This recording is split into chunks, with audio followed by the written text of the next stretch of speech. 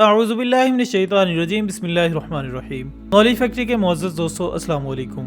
ناظرین اکرام، کہا جاتا ہے کہ مرزا غالب کا کلام صرف ایک چھوٹے سے دیوان کی صورت میں ملتا ہے، لیکن اگر ہم اس کو اردو شاعری سے نکال دیں تو پورا اردو ادب ہی لنگڑا ہو کر رہ جائے گا۔ اسی طرح پنجابی ادب میں بھی باوجود اس کے کہ اپنے اندر مختلف رنگوں کی دنیا سمیٹے ہوئے ہے، جس میں خاص طور پر صوفیہ اکرام کی شاعری کو ایک اہم اور ممتاز مقام حاصل ہے، لیکن اس میں سے بھی اگر ایک عظیم صوفی بزرگ بابا بلے شاہ کے کلام کو نکال دیا جائے تو پنجابی ادب میں بھی باقی کچھ نہیں رہتا۔ بابا بلے شاہ جو کہ بنیادی طور پر ایک صوفی انسان تھے، ان کے کلام کی انفرادیت آج بھی ان کی کافیوں کی صورت میں زندہ ہے، لیکن بہت کم لوگ جانتے ہیں کہ شاہ جی کی اپنی زندگی کتنی ہی مشکل اور اجنبی گھاٹیوں سے گزر کر امر ہو سکی، اور اب تک کتنے ہی بے بنیاد اور لغو الزامات ہیں جو اس اجلے دامن پر لگائے جا چکے ہیں۔ معزز خواتین و حضرات، یہ سن 1680 عیسوی کی بات ہے جب ہندوستان میں عظیم مغلیہ سلطنت اپنے عروج کو چھو رہی تھی۔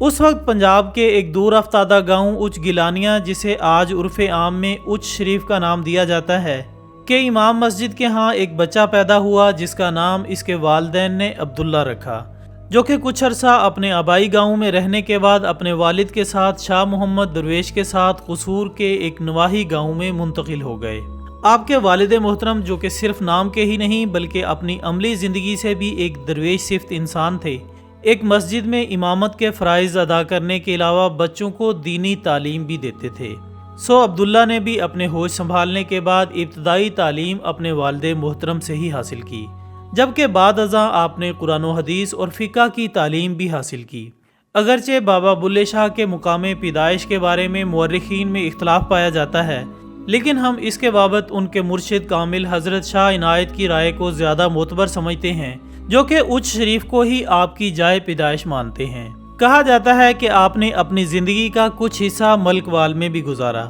لیکن آپ حیران ہوں گے کہ جس طرح حضرت علامہ محمد اقبال کے استاد محترم مولوی میر حسن اپنے اس ہونہار شاگرد کی وجہ سے تاریخ میں امر ہوئے، بالکل اسی طرح آپ کے استاد حافظ غلام مرتضیٰ کا نام بھی اسی نسبت کی وجہ سے امر ہو گیا کہ آپ نے اپنے وقت کے دو معروف ترین صوفیہ کرام، جن میں بابا بلے شاہ کے علاوہ پیر وارث شاہ کا نام بھی شامل ہے، کو اپنے حلقہ ارادت میں جگہ دی تھی۔ حافظ غلام مرتضیٰ اکثر کہا کرتے تھے کہ میں نے دو ایسے شاگردوں کی تربیت بھی کی ہے جن میں سے ایک بلے شاہ نے تعلیم حاصل کرنے کے بعد اپنے ہاتھ میں سارنگی پکڑ لی، جبکہ دوسرے یعنی وارث شاہ نے علم تصوف کے حصول کے بعد ہیر رانجھا جیسی شاہکار کتاب تخلیق کی۔ اگرچہ ہم اس سے پہلے بھی یہ بات کر چکے ہیں کہ اس عظیم صوفی نے اپنے عہد کے نامور استاد سے دولت علم بھی حاصل کی، لیکن اس کے باوجود آپ کی زندگی یہ گواہی دیتی ہے کہ شاہ جی کی زندگی کا اضطراب انہیں صوفیہ کے اس سلسلے کی طرف لے گیا جسے عرف عام میں ملامتی تصوف کا نام دیا جاتا ہے۔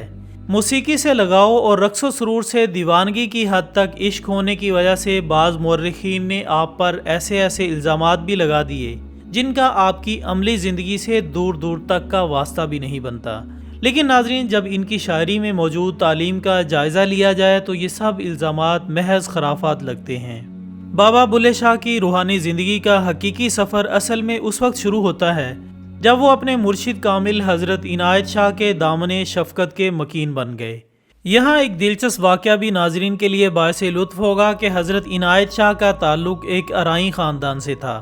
جبکہ بابا بلے شاہ ایک سید زادے تھے، سو لوگوں نے پیر و مرشد کے اس رشتے کو خوب تنقید کا نشانہ بنایا اور کہا کہ ایک سید زادہ ارائیں کے قدموں میں جا کر بیٹھ گیا ہے، اور جب یہ تنقید اپنے حد سے بڑھی تو اس کا اثر بلے شاہ کے ذہن پر بھی ہوا، اور انہوں نے نسلی طور پر خود کو برتر سمجھتے ہوئے مرشد کامل سے دوری اختیار کر لی۔ لیکن یہ سلسلہ زیادہ دیر تک نہ چل سکا، اور پھر ایک دن بابا جی اپنے راہبر تصوف کی خدمت میں حاضر ہوئے،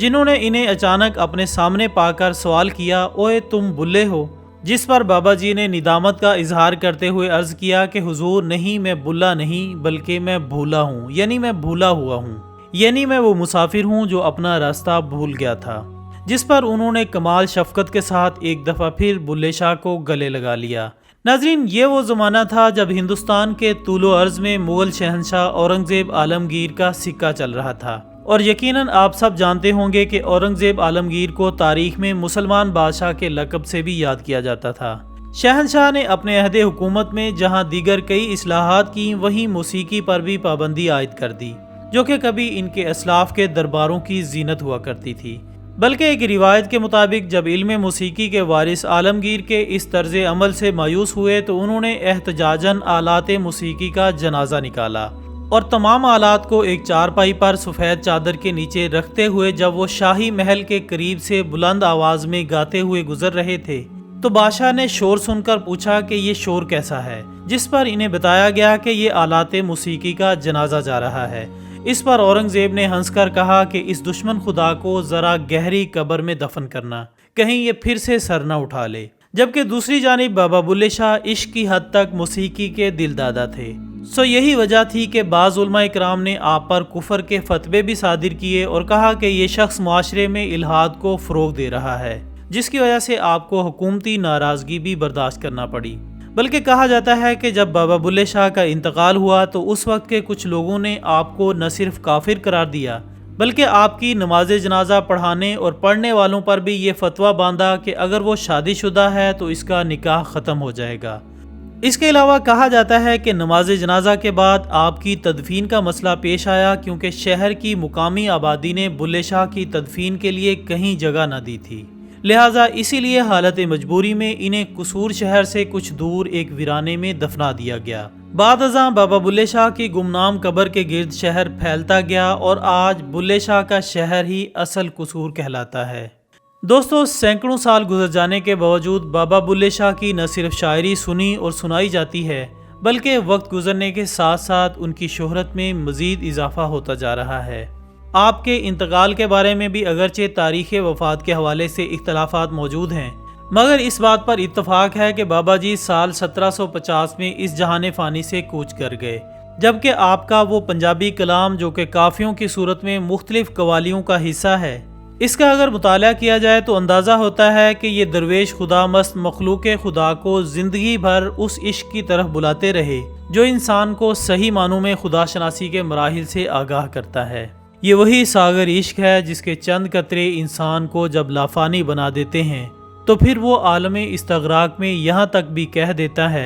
कि बुल्ले शाह सा मरना नाही, गोर प्या कोई और। और आखिर में दुआ है कि अल्लाह ताला अपने इस दोस्त के मुकामात को मज़ीद बुलंद फरमाए, आमीन सुम आमीन। इसी दुआ के साथ हमारी आज की इस वीडियो का इख्तिताम होता है। हम उम्मीद करते हैं कि आपको ये वीडियो ज़रूर पसंद आई होगी। कमेंट्स की सूरत में अपनी राय हम तक पहुंचाते रहा करें और हमारी अगली वीडियो आने तक अपना दोस्तों, रिश्तेदारों और गिरदनवा के तमाम लोगों का बहुत ख्याल रखिएगा। अल्लाह हाफिज़।